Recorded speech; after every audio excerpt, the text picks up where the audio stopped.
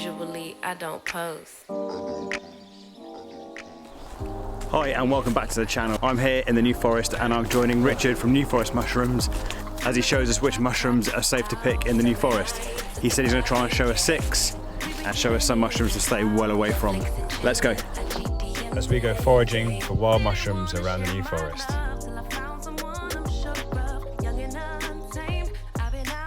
Hopefully today we're going to find some ceps and porcinis, or in England they're called penny buns, and we're going to cook some of those up halfway through the video, so stay tuned for that and hopefully get some scenic shots of the New Forest en route. Here we go. So we're going to join Richard now from New Forest Mushrooms and he's going to show us where we are and what we're talking about and what to look for when it comes to mushrooms. 3,000 plus mushrooms in and around the New Forest.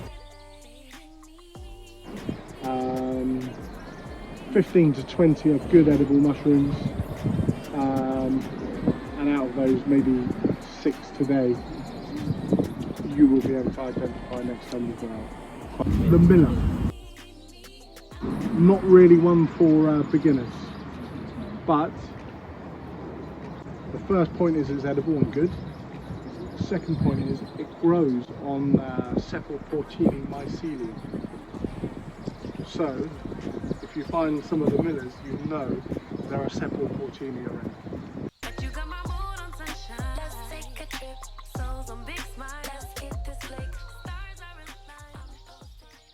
Because you still have the flies around, so consequently you have mushrooms with holes in them which are caused by the maggots that have gone through them.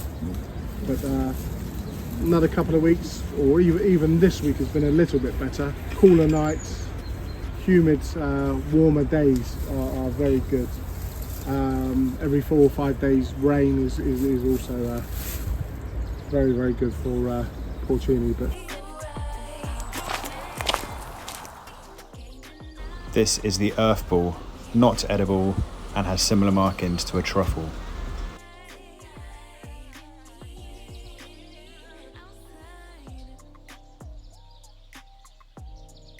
They are from the Amanita family. They are not edible. They will give you, you will be on dialysis for the rest of your life, or it will kill you. So what if you touch them? If you touch them, it's not a problem.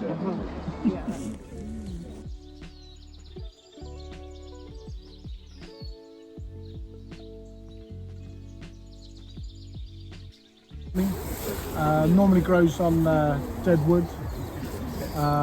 It is edible, but like I say, it's very slimy. It's called a porcelain mushroom, the beefsteak. So highly revered for furniture making. You can see it's a red inside as opposed to a white. 99% of the time on oak, so this would be a oak tree, but I'm hoping we'll find a better example. Panther cap. It will give you problems with kidney failure, liver failure. Again, you will be on dialysis if you manage to survive. Unfortunately, one here, which is a porcini. So I wouldn't be picking that. Is it really worth the risk?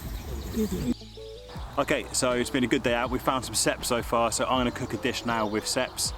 Unfortunately, I can't cook it here in the New Forest, as you're not allowed to light any naked flames in the New Forest. So I'm going to step just outside the New Forest and cook the mushrooms up there. Okay, so now we've picked the mushrooms. I've got here ceps, picked some stinger nettles, a little bit of fresh thyme that I found. Got our ceps that we picked in the forest. So I'm just going to fry them up into a little fricassee. I'm going to fry them off into some olive oil and then use some of my secret homemade mushroom ingredient that supercharges every kind of mushroom. I get all my mushroom trimmings, wild mushroom trimmings, button mushroom trimmings, anything you've got. I liquidize them in a liquidizer, so a kind of big puree, a big wet puree. I then simmer that for 10 minutes. Once it's been simmering for 10 minutes, I strain all the pulp off, and then I reduce down all the liquid to get this nice kind of mushroomy syrup. And then I use 50% good balsamic vinegar, 50% of my mushroom reduction, and that is my secret mushroom flavouring that I add to any mushroom dish when I'm frying off mushrooms. Supercharges that mushroom flavour. Okay, I'm pretty excited. This is the first time I've used my portable camping stove since I got it for my birthday. So I got that in August, so this is the first time I'm using it, so I'm happy. A little bit of oil to that to start it going. I want the oil nice and hot. New camping stove, and I couldn't find this bit anywhere. Turned out you have to turn it upside down. There we go, found it. Right, now the oil is getting hot. I'm gonna start adding the mushrooms. You want the mushroom to sear in the hot heat. Now we don't want to overcrowd the pan because we want to keep the pan nice and hot so it caramelizes nicely and the mushrooms get a really nice colour on them. Once the mushrooms have coloured nicely on one side, we're going to gently and carefully turn them over because the oil's hot.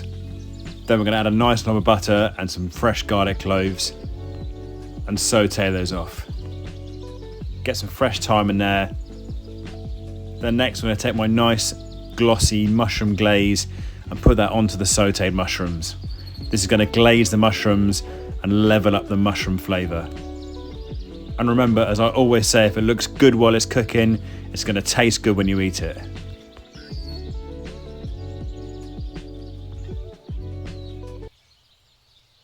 Okay, now the mushrooms are nicely glazed, it's time to add some double cream. Just a splash to coat the mushrooms. Remember, you could add more if you want to use it as a sauce for pasta or risotto. Now let's give it a season with some black pepper and some fresh sea salt. And now let's get those fresh nettle leaves in there. Remember, be careful, they're going to sting you if you're not careful. And nettles are like a superfood, they're like supercharged spinach on steroids. Stir it in and make sure those nettles are nicely cooked to get rid of that sting. Okay, I'm going to tuck into this straight out of the pan.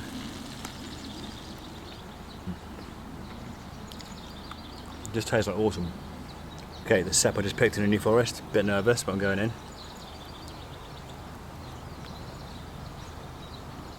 That's really good. Hopefully doesn't kill me. So if you were at home, you chucked a handful of cooked linguine in now, squiggled her up, got her on a plate and then covered it in fresh truffle, you'd be like Michelin star dining. Another good thing to add to this, when you add the mushroom glaze, if you added a shot of Madeira, that'd like take it to the next level. But as it is, it's pretty damn good. I should let it cool down first. Admire the view. See that caramelisation? That's what you're looking for. It's how to cook mushrooms so everyone likes them. People who don't like mushrooms always find haven't had mushrooms cooked properly. Cook them like a steak and you can't go wrong. Okay, back to the foraging. Okay, so Richard said the hedgehog mushroom is a pretty safe bet if you're foraging for mushrooms. There's only one other variety of mushroom that looks like it, and that's in Scotland. So they're edible, they're hedgehog mushroom. In restaurants we have to get back of a knife, peel the little spines off from the underneath. And they're pretty tasty. So that's a safe one, I think. They grow in circles around the base of trees.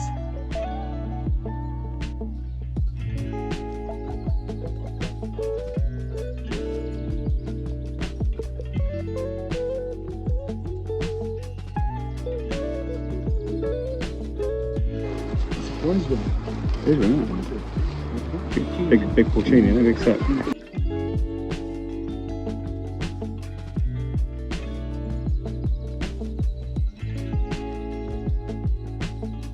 Okay, so on puffballs, Richard said if you cut the puffball in half, make sure it's white all the way through and not red, you're safe to go.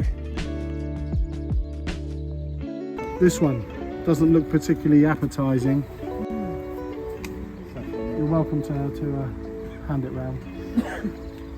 And as you can see, you get a lovely colour of orange on your hands. The oat milk cap that I showed you earlier, the reason for it was that wasn't edible. This one's a little bit different. Same family, it is edible. Always found under pine. Saffron milk cap. This one's called a saffron milk cap because it's colour saffron. Anybody from Spain? If a little bit later in the year over there, November to December, there are absolutely masses of them on tables at markets. They have a lot of pine, but it also grows in cork forests. So although we get it in pine, you will find a lot in Cork. But you're welcome to have okay. it. It's good, very, very good edible mushroom. Doesn't look particularly No, nice. it doesn't. I wouldn't have thought. Yes, but very, very good.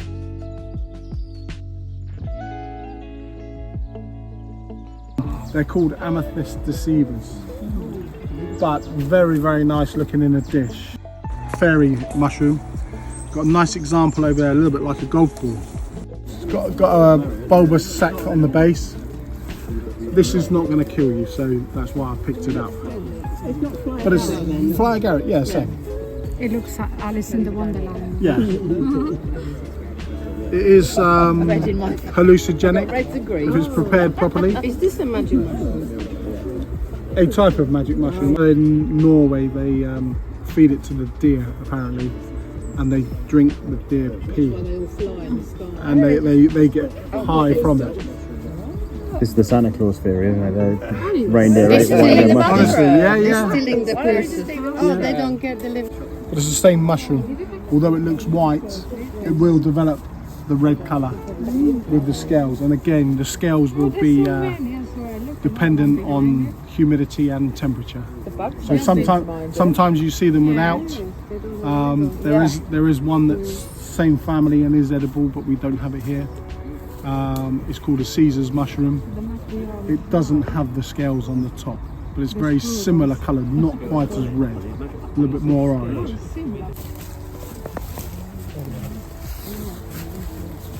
Just in case you thought I was flagging it. You spotted that earlier, didn't you? No, I didn't. I didn't spot these earlier, but there's, that would be sort of the biggest you would find as your roll in the UK generally.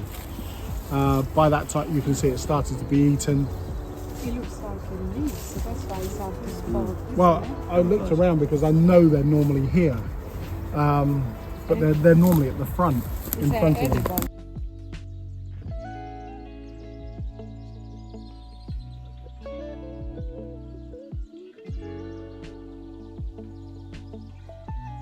Turkey tail mushroom. So we don't eat it, we don't ingest it. Very, very good anti-cancerous properties. A little bit later in the year, normally November, you will find a lot on deadwood. So that's turkey tail. We make a tincture with it with alcohol. So it's it's first boiled, strained. Then we put it into alcohol to extract the components in the mushroom. But yeah, very, very good medicinal mushroom. And who does that? You say who does that? Myself. You do. You? We don't sell it through wholesalers. We do it for individuals. Right. So That it's, is a mushroom. but this one's a mushroom, yes. That is a mushroom. Very, very good. A lot of money's been spent on medicinal mushrooms at the moment.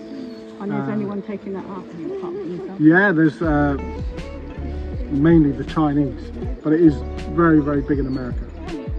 Some commercial growers have gone over just to turkey tail. The demand is that high. I know one grower in Holland, about 50% of their production is for medicinal mushrooms, and And is 50%. that tincture? Is it ingested or on the surface? Just with the hot water. So hot water and honey. You can taste the alcohol. So it's like a vodka based, very, very strong vodka. 200% vodka. Very strong. Yeah. It's So, like a homeopathic thing, isn't it? yeah. So, but it's diluted. So although it is very strong, Got you. it comes down to about 60% proof. So yeah. So you cannot deep fry that. Yes, it's, sorry? Yes, but this one you can feel it's very, very brittle. You wouldn't be able to eat it as munch it, but made it into a tincture. I worked in Asia for quite a few years as a chef, so I think that's where it sort of come from to grow and produce mushrooms. A lot of mushrooms are used in Oriental cooking, a lot more than we use here. Many of them are just boiled into a tea or a soup, and it's not like a mental practice where you think about what you're going to cook for dinner. It's something that goes onto the stove and ingredients are added. every day, I suppose, and the soup's reboiled, reheated. So something like that. There's various plants and other mushrooms that will be used in the soup that we don't really use here. But yeah, that's one of them.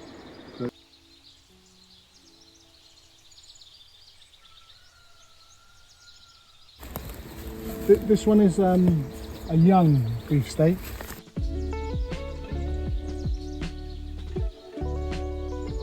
Okay, I hope you enjoyed the video. Please remember to like, subscribe to the video if you like what we do. Foraging, cooking food from the garden. Thank you so much for watching. Hope you enjoyed it like I did. Hope you learned something. Got my little Cep. See you next week.